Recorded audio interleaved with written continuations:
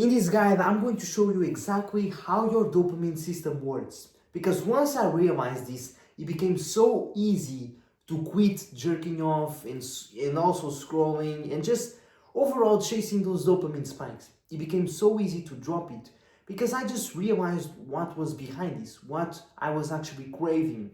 And so then it became easy because I understood. One of the biggest issues that we always have is that we don't understand. And from not understanding, we do the wrong thing, right? So I'll explain you how dopamine works. So this is you right now. Okay, let's put a graph right here.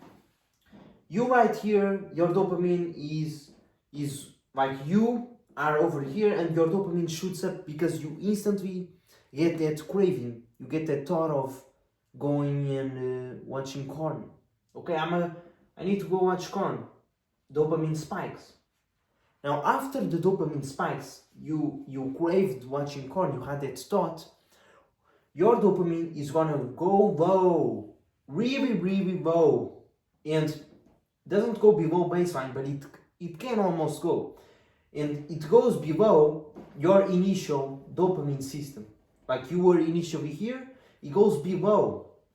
And now here, if you, for example, decide, oh, I must watch it, you open corn up, another dopamine spike shoots up. Then you search up that video, oh, shoots up. Then you end up clicking on the video, oh, shoots up. Then you start jerking off, you bust a nut, your dopamine shoots up like crazy. But there's no such thing as getting something without giving up something, yin and yang.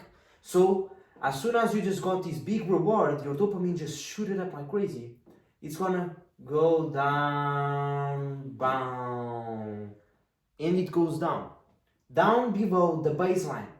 So your baseline was over here in the start. Now, as you can see, your dopamine, your baseline is below it. Now it's below. And so next time you get a thought to go eat some ice cream or to jerk off, bam, dopamine spikes again. Then over here, your dopamine dips, and this is where you get that, you get that freaking fatigue, and you get this fatigue to really make you want to do the bad habit, to go chase the dopamine. It's like going on a hunt. You need to be below. You need to feel a bit like crap to go and hunt. And so that's why your body literally does this. And if you simply reject and you don't do the bad habit, what happens is your dopamine went down and then it gets back up and it stays here. It went a bit up the baseline actually. Your baseline started here, and if you reject, after it just dropped, it actually goes up the baseline, your dopamine. And so you can increase with your dopamine system like this. But if you fall in and you do all these dopamine spikes of like, searching up, getting closer, and then you reach the top, bam, it goes below the baseline.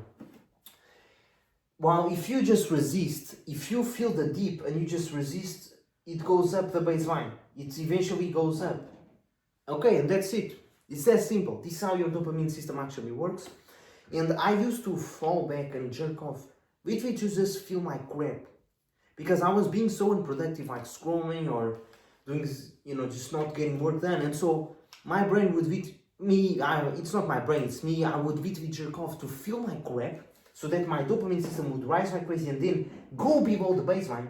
So then I would be here feeling like shit. And I'd, force myself to get work since I feel like shit. But of course, the productivity that I got after relapsing was never good. Of course not. It's like some quick fix that doesn't work long term because you're always getting below the baseline of your dopamine, messing you up more and more and more. So remember, each time you relapse, you are reinforcing and going below the baseline, and each time you resist, you are going up the baseline. And this is how your dopamine system works. It's that simple. If you have any questions, you can ask me. But just understand, drug addict. Let's look at an example of a drug addict. Which porn is more addicting than drugs, man? I'd say like more than 50% of the population might struggle with porn, man. A lot of teenagers, especially. But just understand, like, when a drug addict does drugs, you know, they get like a small hit of for the first time they try it, and they feel like that dopamine spike. But then, next time they try it, that feeling that they got is no longer enough. They need a higher spike. And then a higher spike, and then a higher spike, and then a higher spike.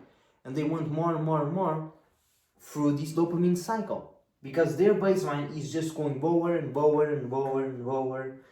And literally the fulfillment of reading a book will never work. You know, the fulfillment that a normal person gets from a book, for a cocaine addict or even porn addict, he must be watching some orgy or smoking a bunch of cocaine or something. So this is how the dopamine system works, man. Now that you understand, you will no longer do what I was doing, which was messing yourself up just to go below baseline. Because you understand, if you resist, you will go up the baseline, which will help you to do even more work. Just like that, that's how you fix it. And this works with anything. It works with, you know, craving ice cream, craving junk food. You just gotta resist the freaking spike here. It's gonna dip.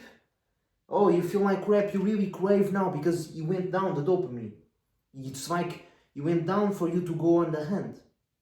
That's the goal. You just resist and bam, it goes up. Anyways, it doesn't get this big shoot which then goes down below the baseline. No, it just stays up, which literally increases your dopamine baseline. So just like that, by you resisting, you are actually getting stronger. So you think the cravings are suck and they're terrible, but they're actually making you stronger and increasing your dopamine baseline if you resist. So man, understand God is testing you and He's trying to make you stronger. So just like that, you now understand, man, the science behind this.